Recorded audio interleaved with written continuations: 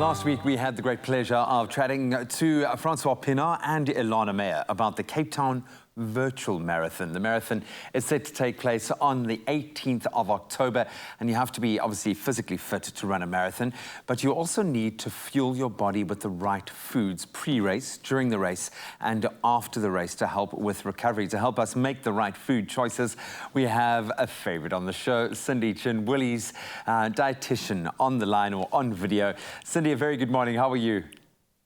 Hi, Graham. I'm good, thanks. How are you doing? Very good, thank you. Getting really excited. I'm treating this as a bit of an incentive for me. Haven't been able to run in ages. I had a back operation. Now it's just part of my road to recovery. So I'm really excited about taking on, in my case, the 10K. But we know a host of athletes are really excited about this virtual option that we can run the Cape Town Marathon. But I've learned from my experiences running in the past, especially with the longer distances, that your diet is vital. Why is it so important to plan what you eat before a race and for a long distance race specifically?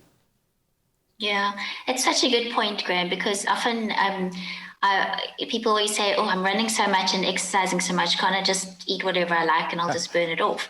But it's not the case, because as you know, a good diet goes a long way in terms of developing good eating habits, healthy eating habits that will stand you in good stead in the long run.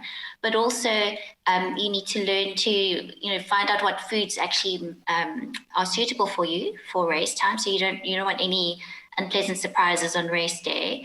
And then also the other things that it does, specifically it fuels your race during the run. It helps to replenish your muscle glycogen stores, keeps you well hydrated and replaces electrolytes during the race.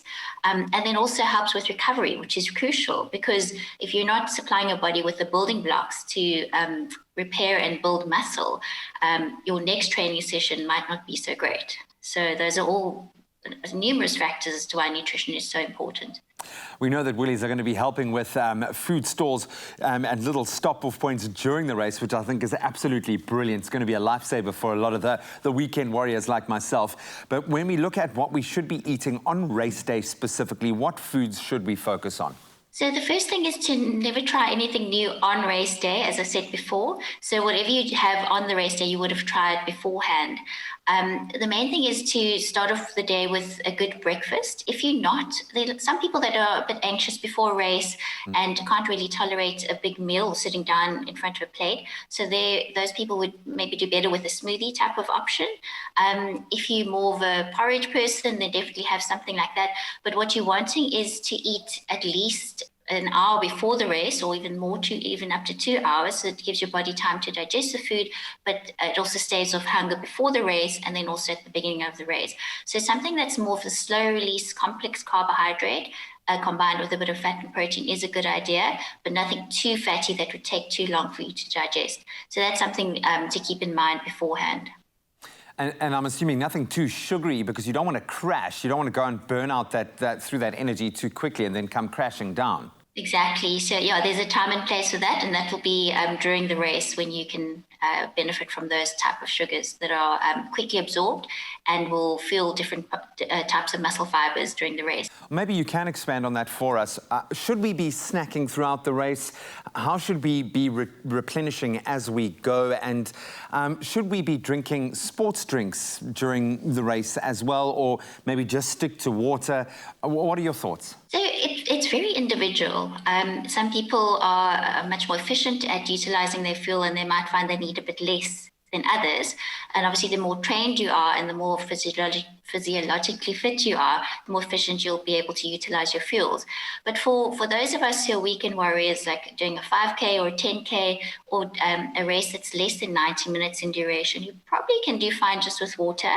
But remember, it is also psychological. You're also mentally doing the race, not just physically. And so if you need a bit of sugar or something to get you through the race, then that's absolutely fine.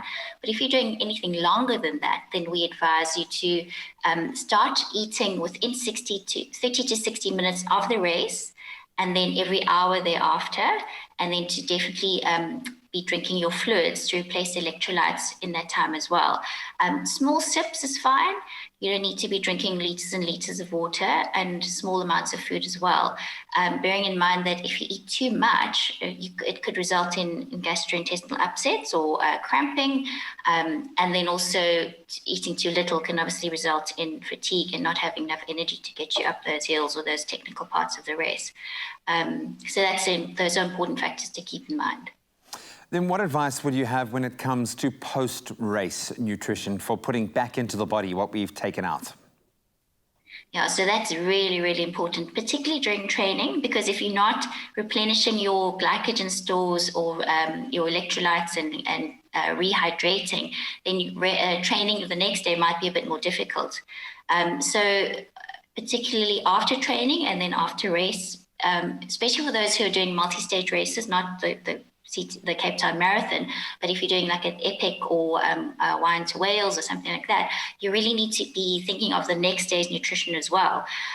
So what we generally recommend is to eat something within 30 minutes of completing the race, just something small, and to drink your fluids as well. And then definitely a mini meal, say 2 hours after the race, and then a proper meal 4 hours after the race. So it's just making sure you top up with the right nutrients and hydration as well. And Graham, just a nice tip for during the race, so for some people it's easier just to take gels and drinks during the race, but food can be quite useful as well. But bear in mind, practically you want to include things that are easy to chew and swallow and aren't too dry as well during the actual race. So things like a fruit puree or dates, or some people even use baby potatoes that are salted. You'll find that those are quite nice for especially a longer race where you might get a bit fatigued with all the sweetness as well, to introduce something a bit more salty, savory. A baby potato literally saved my life during an ultra marathon, so I can certainly understand that. Are you going to take on the virtual race, seeing as we can run it virtually wherever we are? Are you going to do one of the 5, maybe the 10? Is that a challenge, Graham? I'm there for you there. I certainly hope you will make use of that, but thank you so much. Some absolute gems there. We really appreciate it. Yeah, thanks so much, Graham. So whether you're planning to do your first 5 kilometers or if you're a serious marathon runner, the virtual Sanlam Cape Town Marathon is going to be fun for all, give you a chance to experience the mother city, regardless of whether you find yourself in Cape Town or anywhere across the globe. A little bit later, Chef Clem is going to be making blueberry chia smoothies for us, and tropical smoothies as well, a smoothie bowl. Maybe a great way to fuel yourself for that big race day, so you want to stick around for that. Get ready to run the Sanlam Cape Town Virtual Marathon wherever you are in the world on the 18th of October 2020. The race is on.